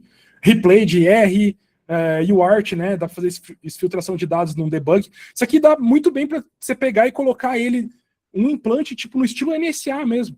Você abre um roteador, solda na porta serial do roteador, solda ele no 5 volts, no 0 volts, né, no ground e no TXRX. Isso aqui tem um acesso ali no seu roteador e ele tem Wi-Fi, então quando você está perto, você conecta nele via Wi-Fi e injeta os comandos via UART e você tem um implante de hardware mesmo. Eu vou fazer isso que eu estou falando para vocês. Vou lançar um vídeo a respeito. Enfim, tem USB OTG, aí dá para fazer também em celular, né, dependendo. Tem esse Atom Echo aqui, que é o que eu falei para vocês, né? Ele tem tanto caixa de som quanto microfone. USB Arm Knife, que eu falei para vocês, né? Que é tipo, esse daqui entra como USB Arm Knife. Ele faz um monte de coisa e também ele grava áudio, que nem eu fiz. Só que eu fiz uma versão... Quando eu tentei instalar o USB Arm Knife aqui, não funcionou. E daí o que eu pensei? Eu falei, eu mesmo vou fazer. Eu vou fazer uma versão minha desse USB Arm Knife. Mas ele roda em diversos dispositivos, se vocês quiserem olhar depois. Aqui estou mostrando, né, tudo que roda, por exemplo, terminais, tudo que dá para fazer com o M5 Stack que a Hack5 faz, tipo o SharkJack, daria para usar um PoE ESP32 para fazer. Aqui também tem uma coisa inusitada, tem esse Ray Hunter, ele pegou um hotspot chamado Orbic RC400L e ele instalou um firmware nessa Orbic que ele detecta se tem torres de celular falsas em volta. E ele fala, tem essa torre aqui é falsa. Então, tipo assim, ele detecta se alguém está fazendo IMSI catching, que é você pegar o código IMSI do celular, e se faz simulação de rede falsa. Então é um dispositivo que você usa ele e daí você vê se tem alguma rede falsa em volta. Tá? Isso é um projeto aberto também, chama Ray Hunter. E aqui tem, né, o dispositivo também da LilyGo, que é o T-Embed, que também dá para usar ele, que ele também tem o CC1101, dá para usar como se fosse um flipper. Aí a gente tem aqui realmente hardware hack, né, que é o próprio Bus Pirate. O Bus Pirate é um canivete suíço para hardware hack. Ele fala todos os protocolos, ou tenta falar a maioria dos protocolos que você vê de comunicação de hardware. E daí tem UART, I2C, SPI, CAN bus, JTAG, SWD, e todos os protocolos que são one wire, né, protocolos de um fio, protocolos de 2 fios, protocolos de 3 fios, ele também tem módulos para interagir. E então ele tem e EMV também, ele fala, né, que é o protocolo do cartão de crédito, ou a ISO antes do EMV também, ele fala que é o protocolo do SIM card, não só do cartão de crédito, mas do cartão SIM, né? Vocês devem ter percebido que o SIM card e o cartão de crédito é a mesma coisa, né? O SIM card que vai no celular e o chip do cartão de crédito é basicamente a mesma coisa, é um smart card. Claro, fabricantes diferentes, enfim, mas é a mesma coisa, o mesmo padrão. E daí o Bus Pirate serve justamente para isso, para você interagir com o hardware. E olha a quantidade de coisas que ele tem, né? Ele tem um monte de add-ons, que são ali add-ons para SIM card, smart card, add-ons para para SOP8, para memória flash SPI, tem ali para memória flash DIP, né? Conector DIP aqui, com esses slots IF. E tem WSON8 também, que é o outro encapsulamento para SPI também. Então ele tem esse monte de adaptadores, né, para você poder usar o Bus Pirate. Que a ideia do Bus Pirate é ser basicamente um canivete suíço de hardware hacking, para você interagir com o protocolo. Até o USB mesmo, você conecta ele, só que o USB é meio rápido, então ele não funciona muito bem. Agora, esse dispositivo funciona muito bem com USB. É um dispositivo feito exclusivamente para ser um sniffer de USB e um analisador de protocolo e um um spoofer de USB também. Então, você coloca, ele é o Cintium, e o projeto dele chama Luna, e o Cintium ele é um analisador lógico que analisa high speed USB, e ele também faz spoofing de USB, se não me engano. Tem que comprar um desse. A ideia é que ele combina o Luna Gateway, que é o hardware, com o Face Dancer. O Face Dancer é uma biblioteca que faz spoofing de USB. E isso aqui é do Great Scott Gadgets. Se vocês quiserem ver, tem também um outro projeto que eu gosto bastante, que é o Great Fetch. É dificílimo de usar, é chato para usar, só que ele faz isso também. Ele usa a biblioteca do Face Dancer, que é um projeto chamado Face Dancer, para fazer spoofing de USB. Então você coloca de um lado o USB, pluga nele, ele faz a mesma coisa que, como se fosse o que um keylogger faz no teclado, só que ele é para protocolo, não é só para teclado, digamos assim, esse é para todo o protocolo. Passa todo o protocolo USB por ele e ele deixa passar o que ele quiser. Tem um ataque cabulosíssimo que dá para fazer com o Great Fetch, que é assim, quando você tem um firmware assinado dentro de uma máquina de cartão, por exemplo, você joga um pendrive com o firmware dentro, num lado do Great Fetch. No outro lado, você liga na máquina. E daí você fala para o Great Fetch assim, ó, na primeira vez que ela verificar, você mostra o firmware verdadeiro. Ela vai fazer o checksum do firmware e vai ver que o resultado vai dar positivo. Mas na próxima vez que ela for fazer a conjunção, que ela for buscar o firmware, você manda esse segundo firmware, que é um firmware falso, que não está assinado. E daí, dependendo, esse ataque chama Tactile, tá, pessoal?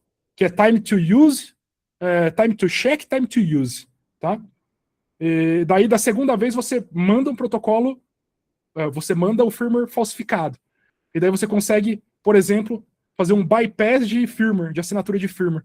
Você coloca um firmware malicioso, falsificado dentro de uma máquina de cartão, porque você manipulou o protocolo USB. Falando para ela, ó, dessa vez o protocolo USB vai para esse lado, dessa vez vai para o outro lado. É um bagulho muito cabuloso. E é um ataque super... É um ataque super oculto, assim, super esotérico, porque eu vi uma pessoa, assim, minha vida inteira, que foi o Dimitri, que é um dos caras que desenvolveu isso aqui. Eu só vi ele falando desse ataque. E para hardware é um puta de um ataque legal. Analisadores lógicos, né? Isso aqui são analisadores lógicos, de fato. Você vai plugar ali nas trilhas de um USB, você vai plugar ali nas trilhas de um SPI, de uma memória, de um UART, e você vai ver o que está passando ali, vai entender o que está passando ali. Geralmente não passa nada criptografado, tá, pessoal? É muito comum quando uma memória se comunica com um processador dentro ali de uma plaquinha, não é criptografado, sabe? Na maioria das vezes. E daí você bota um Logic Analyzer, se ele for rápido o suficiente, você pega um monte de informação ali que está comunicando. Da placa para a memória, da memória para o processador, ou, por exemplo, você pega para uma memória de armazenamento, que é uma memória mais não volátil, mas mais lenta, e você consegue capturar coisas que estão indo para a memória de armazenamento, usando um Logic Analyzer. E outras coisas também, tipo protocolo CAN bus também, você pode usar um Logic Analyzer. Enfim, osciloscópio e analisador lógico, você só sabe que você automaticamente, quando você precisa, você sabe que você precisa. Se você não sabe para que serve um osciloscópio e um analisador lógico, você ainda não precisa dele. Mas você pode ter certeza que quando você precisar, você vai saber. Aqui tem uma ferramenta para fazer brute force, que é do Joe Grant, uma ferramenta para fazer brute force de JTAG, que é um negócio bem complicado de você achar dentro de uma placa. O que é o JTAG? É um modo debugger, é um modo administrador da placa. Você tem acesso direto ao processador e à memória da placa via JTAG ou SWD. E esse hardware é super antigo e ainda hoje todo mundo usa esse hardware, que é o do Joe Grant, chamado de JTagulator. E ele é baseado num projeto chamado Blue Tag, não, tinha um outro nome. Era outro, Blue JTag, alguma coisa assim. Mas esse Blue Tag é legal também, porque dá para usar ele para você usa um Pipico, né, um Raspberry Pi Pico, e você tem mais ou menos as mesmas funcionalidades, mas você não tem o regulador de tensão. O problema o legal do JTagulator é que ele tem reguladores de tensão aqui, então você não vai fritar a sua placa quando você estiver procurando ali dentro de um circuito dentro de uma placa de circuito impresso, tem lugar ali que é 3.3, 1.8, tem lugar que é 5 volts. Então, dependendo se você pega um pipico, que você vai colocar nas ilhas ali da placa para procurar, às vezes você queima ele. Mas enfim. Bom, aqui um projeto especificamente para cartões de crédito. Isso aqui é uma espécie de man in the middle de cartão de crédito, tá? Esse do meio. Isso aqui é um leitor de cartão, eu tenho esse aqui. Isso aqui é de uma Village. Eu estou tentando fazer um desse daqui, ainda não fiz, não tive tempo de fazer. Mas aqui é o seguinte, ele faz a leitura do seu cartão de crédito, e do outro lado você coloca a máquina. E nesse meio termo, você consegue alterar coisas que não são assinadas. O Penegui, por exemplo. O Penegui vai lançar um vídeo que ele usou esse dispositivo para fazer o vídeo. Eu não sei se já saiu. E eu não posso falar também. Mas vocês vão ver, porque vai explodir esse vídeo, porque ele vai pegar um iPhone e ele vai mostrar tipo, que ele conseguiu passar 10 mil reais no iPhone desligado e por aí vai. E, enfim, vocês vão ver. E ele usou esse dispositivo aqui, uma versão feita em casa, tá? Essa daqui é uma versão da Payment Village lá da Defcon, que o pessoal desenvolveu ali a plaquinha, né, a PCB. Mais coisas, né? Isso aqui é um leitor universal de memórias. De memórias EEPROM, de memórias eMMC, de memórias, enfim, tipo BGA, tem adaptador para tudo, pessoal. NAND, né, no caso, porque eu falei eMMC, eu falei NAND, depois eu falei BGA, BGA é um encapsulamento, tá? E eu tenho um desse, tá ali, inclusive, e cada adaptador BGA com R$600 para cada encapsulamento. Então, toda vez que eu vou fazer um pen test numa máquina que muda o encapsulamento, eu morro com 700 conto, 800 conto para comprar o adaptador. Só que ele faz o dump, né? E outra coisa, às vezes nem ele tem, dependendo da máquina de cartão, nem ele tem informação para fazer o dump. E daí a gente precisa criar coisas customizadas para fazer o dump da memória da máquina de cartão. Tem até um brother meu que criou um que chama Tesmus, né? O Lucas Tesk, acho que vocês conhecem. Ou se não conhecem, vocês devem conhecer, é um cara gente boa demais. O Tesk fez toda uma máquina, né? Ele fez todo um hardware, todo um dispositivo para fazer um dump específico de uma memória específica, né? De um encapsulamento específico, que é super complicado de dumpar. Enfim, e tá aí é onde os nossos pentests, eles começam a virar pesquisa científica, porque você começa a ter que desenvolver suas próprias ferramentas, não só de software, mas as suas ferramentas de hardware, você tem que mandar lá para os chineses fazer a plaquinha. E você tem que desenhar a plaquinha, mandar para os chineses fazerem a plaquinha, depois volta, você mesmo monta, para você poder fazer o pentest. Olha só, bizarro, né?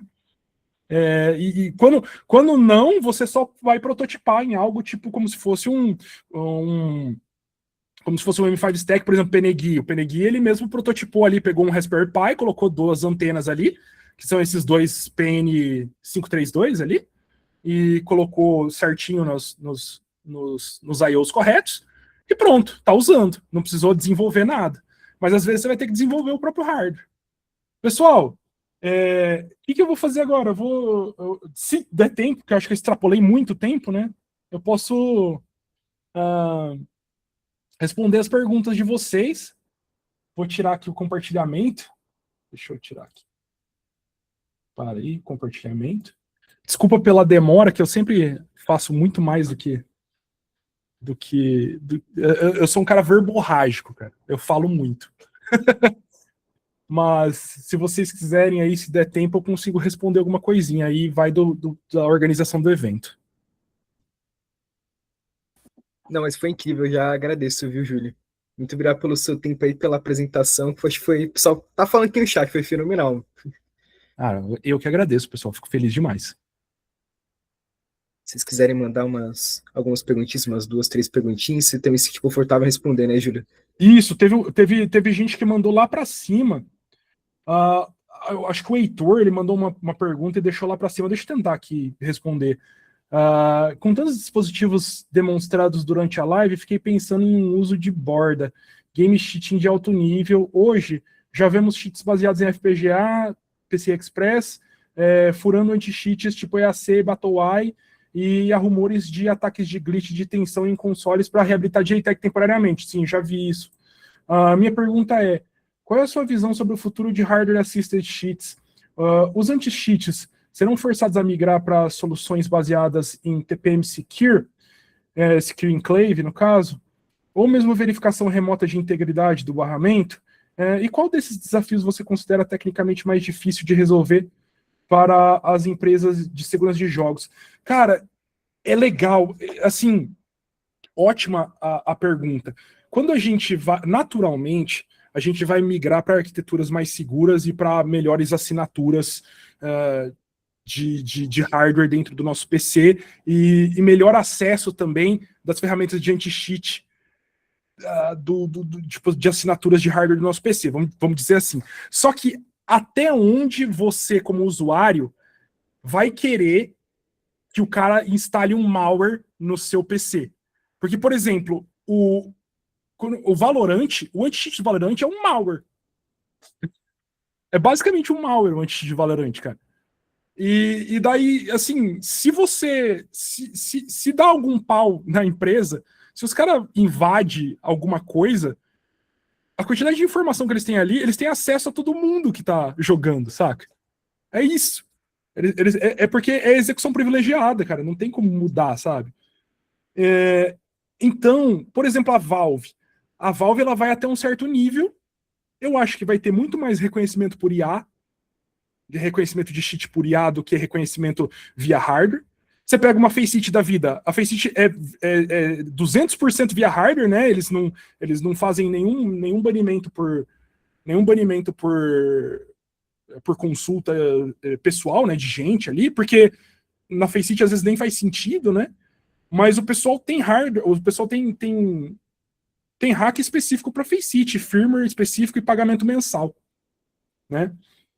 Então eu acho que naturalmente os hardwares eles vão migrar para coisas mais seguras, porque de fato são vulnerabilidades, e vulnerabilidades para o hardware demoram um pouco mais para consertar, mas aí vira aquela briga de gato e rato no final das coisas, no final das contas. E outra coisa, o cheat é legal porque o cheat é um hack que você executa porque você quer, né? É um vírus que você executa porque você quer.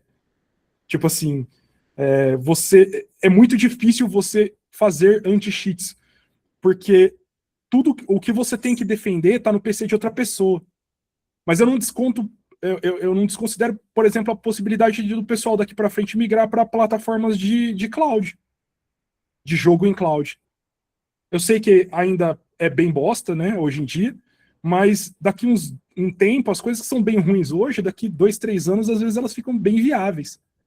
E eu acho que jogo em cloud, daí sim, você consegue. E olha lá, tá? Porque, eu fiz um hardware que ele usa visão computacional, ele é um aimbot com visão computacional. A única coisa que ele faz é mexer o mouse.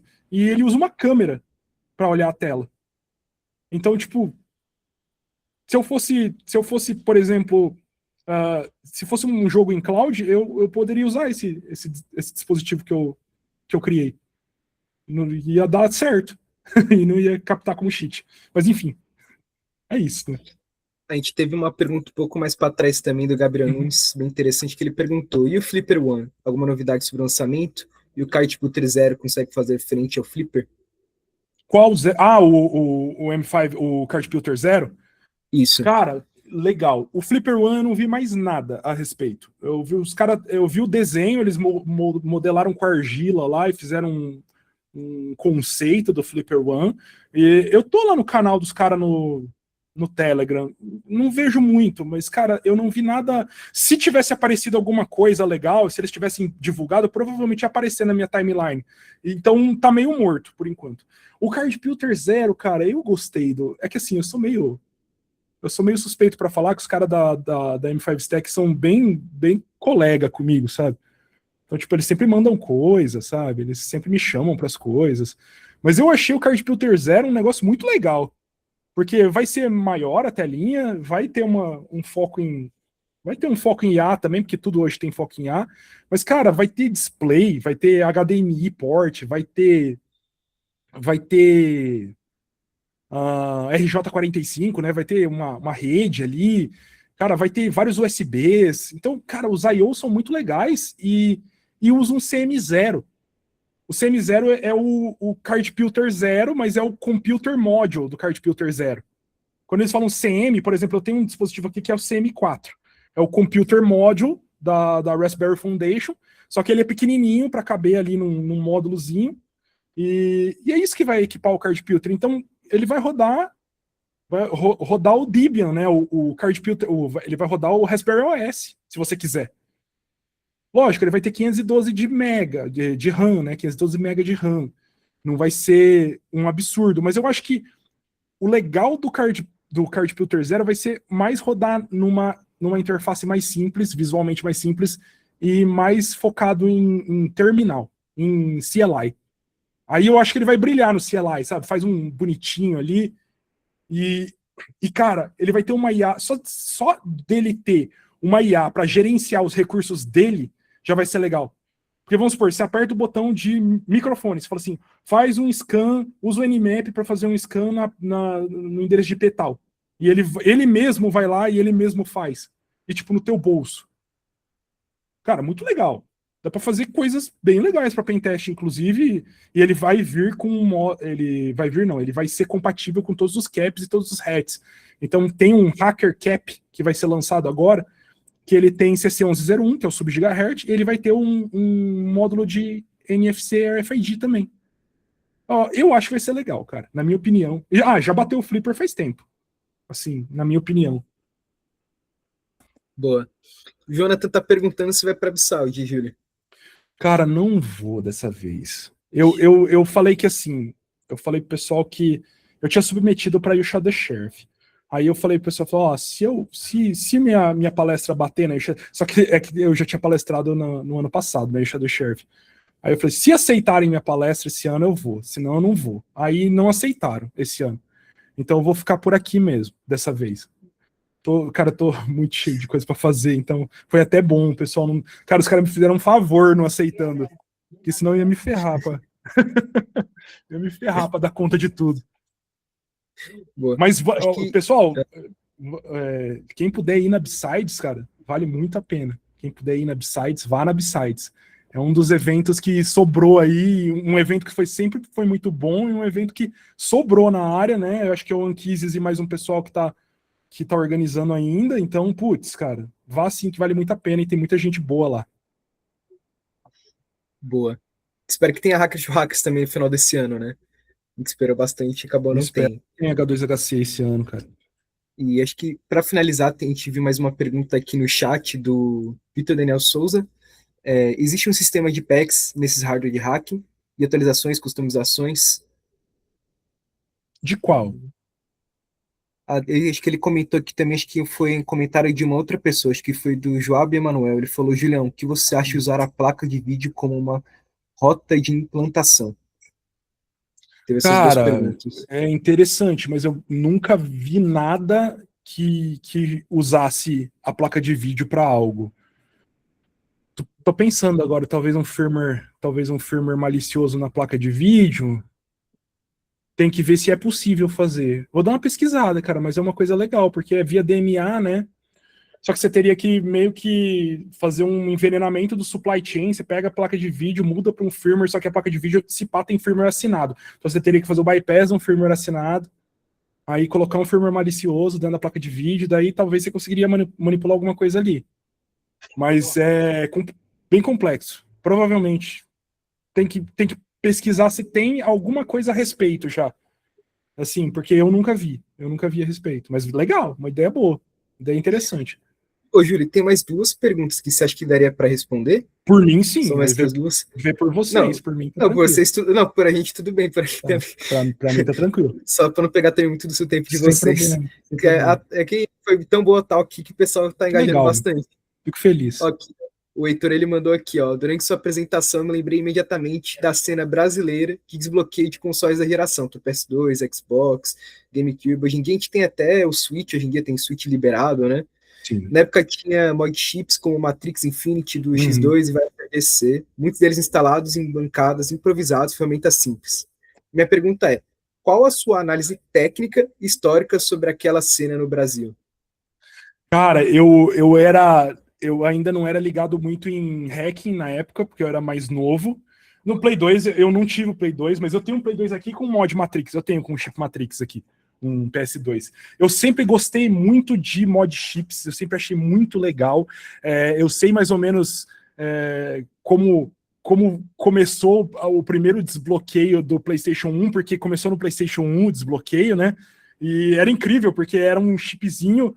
Cara, o desbloqueio do PlayStation 1 era um chip genérico que você comprava e óbvio, né, gravava ele lá, e ele pulava um pedaço ali da leitura do CD. Ele basicamente pulava esse pedaço, porque era o pedaço que tinha o DMA, né? Que tinha o DCMA, DMA, enfim. Cara, você abre às vezes PlayStation 1 e você vê aquele chip lá pendurado. É muito legal. Depois foi evoluindo. Já o Matrix, eu não lembro direito como é que ele agia para desbloquear.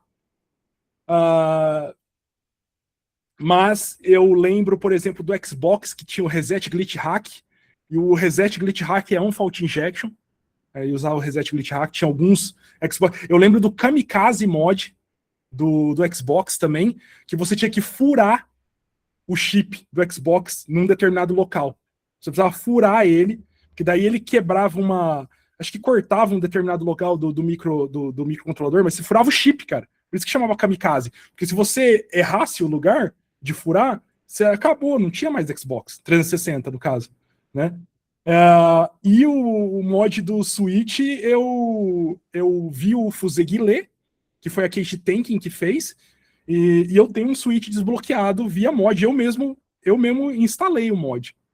Cara, o que eu acho do panorama? Eu acho que possibilitou que muitas pessoas no Brasil tivessem acesso a uma cultura, a uma coisa que na época todo mundo fala, videogame é coisa de vagabundo e tal, mas, cara, é uma cultura que não poderia ser proporcionado se esses jogos não fossem desbloqueados.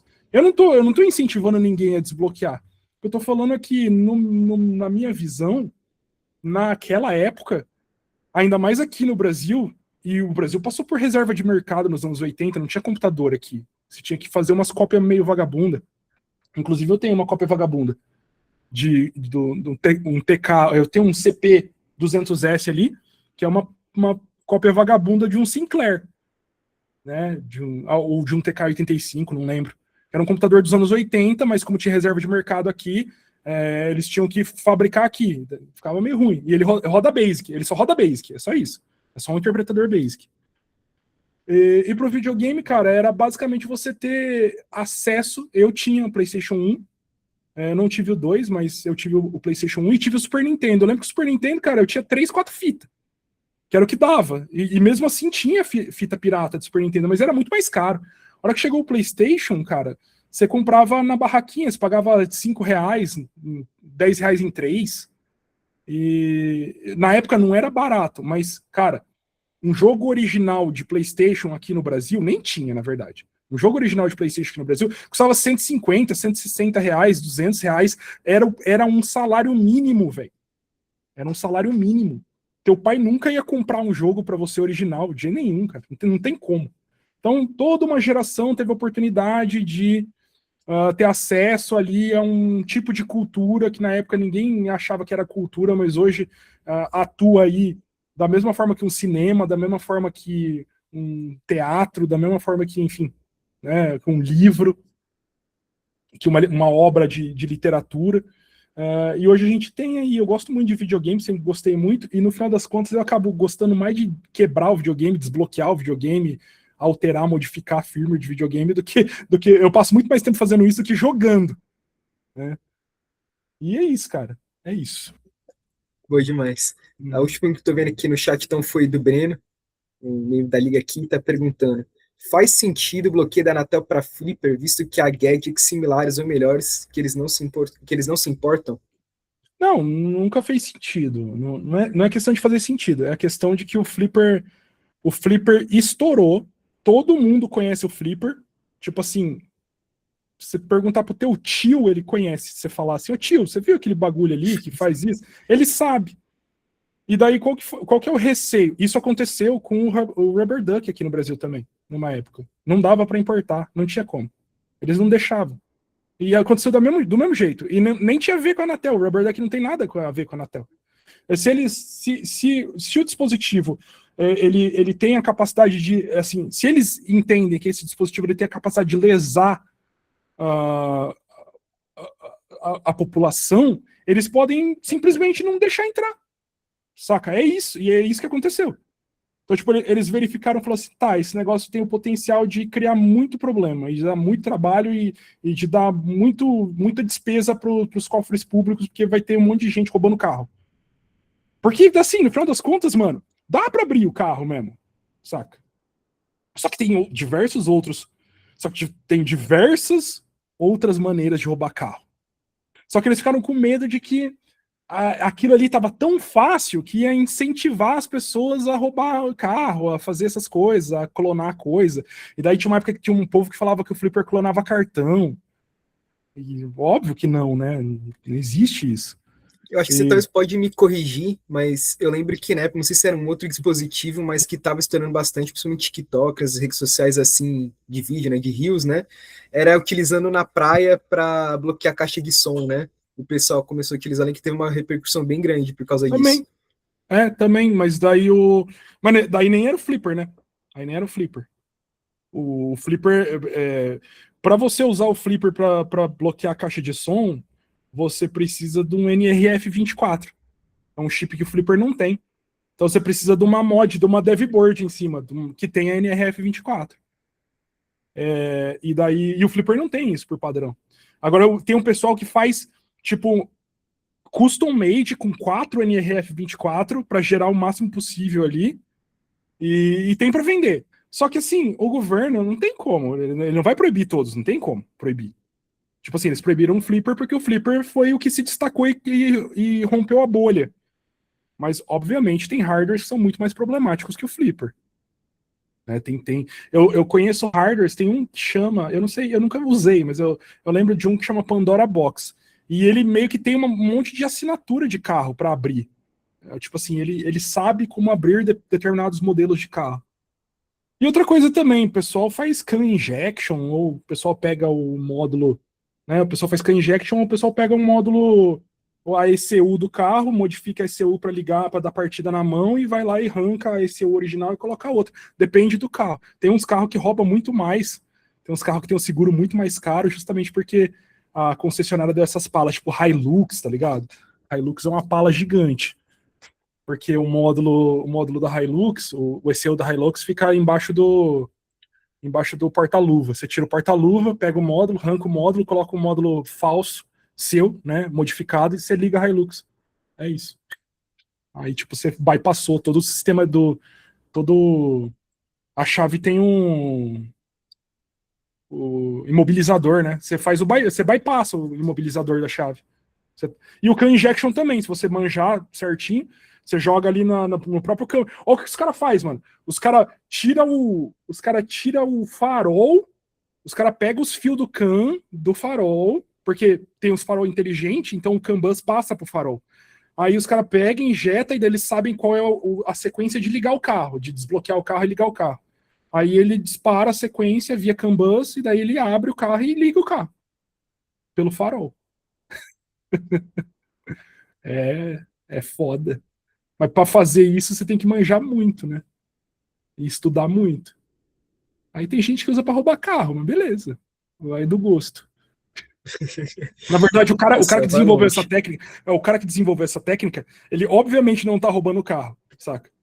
Ele passa, e isso aí é passado para frente, os caras malandro vai aprendendo. Tipo assim, hoje em dia, mano, tem um esquema de venda de golpe, venda disso aí. Tipo assim, o cara te vende o golpe.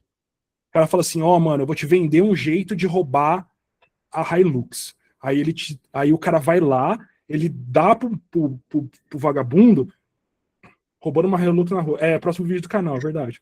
Já faz a série, já tem a próxima série do canal, meu. Como roubar uma Hilux. Aí o que o cara faz? Ele vai... tem os caras que vendem isso, né? Aí ele vende o kit pro cara, o kit para dar o start para ligar a Hilux, por exemplo, e ele vende pro ladrão. Aí ele vende por 20 mil, 30 mil, 50 mil pro ladrão. E daí o ladrão vai e rouba os carros. E daí, se a polícia pegar, pegou, entendeu? Então, o ladrão de carro, ele é a ponta do bagulho. Tem gente lucrando com isso. É engraçado, né? É normal isso aí, cara. Você vê? Agora são. Ah, é. Kit de golpe, verdade. Antes tinha o mercado de exploit. Ainda tem, o mercado de exploit ainda tem. É que hoje tem tanto exploit, mano. É difícil dos caras. Você vai na Zerodium lá, antigamente, né? Os caras nem. Não tava nem aceitando mais exploit, de tanto que os caras tinham pra analisar. Mas enfim. Boa. Bom, eu acho que é isso então, pessoal. Tipo, boa. Mas, bom, obrigado demais, viu, Julião? Assim, foi incrível, sinceramente, aqui. Muito conhecimento em um lugar só. Não teria como ser diferente. Muito obrigado, viu? Obrigado, cara. Eu agradeço E todo pro mundo pessoal. aí. Ah, pode falar, pode falar. Não, eu agradeço todo mundo aí. Obrigado pelo convite. Se precisar, estamos aí. Eu vou tentar dar uma desocupada também, mas eu vou dar uma sumida por enquanto, porque é o que eu falei, eu tô cheio de coisa pra fazer, cara. Vixe, e tenho criança nova ainda, filhinha nova e tal. E, Não, mas foi incrível. Obrigado por pegar um pouco do seu tempo aí, compartilhar um pouco com a gente aí, tanto que você já sabe aqui sobre hardware hacking. E o pessoal que está aqui com a gente, essa é a primeira palestra de abertura, né, do nosso evento, mas temos muitas outras. Essa semana a gente vai ter mais duas. Vamos ter uma na quarta-feira e na quinta, né, a gente vai ter o Logan falando um pouquinho sobre malwares em sistema do macOS, então vai ser bem interessante. Vamos ter também o Bruno Guerreiro, manager da Interpol, falando um pouquinho sobre a parte de inteligência artificial e como isso se relaciona um pouco com a parte de inteligência de ameaça, vai ser bem interessante. cara, eu gostei muito da linha de vocês. Você Gostou do realmente, lineup? se for em cima dos caras que palestra mesmo, né? Né? Ah, cara. A gente vai pro pessoal que sabe mesmo, né? Ah, voltou. Eu falei assim, Pô, vocês foram na linha dos caras que palestram mesmo na H2 e tal, pegaram lá o isso. Logan, o Bruno. Cara, legal demais, legal demais. É bacana porque são uns profissionais que vale a pena ouvir, cara. Muito bom. E, cara, eu sei que é difícil assim, mas pega na linha da H2 ali o pessoal que palestra, mano. Qualquer cara palestrante ali, você pode chamar que é sucesso. A gente puxa o lineup da H2 e a gente tenta replicar para ver quem aceita, né? Ah, legal demais, Fazendo cara. a DEFCON aberta no YouTube aqui, né? Versão free. Não, mas parabéns, DEFCON parabéns. brasileira. Muito legal. Obrigado, viu? Então a gente fica por aqui, pessoal. Até a próxima, então. Agradeço também, Julião, aí, por ter participado com a gente. Valeu, pessoal. Até Valeu. mais. Falou. Tchau. Nossa.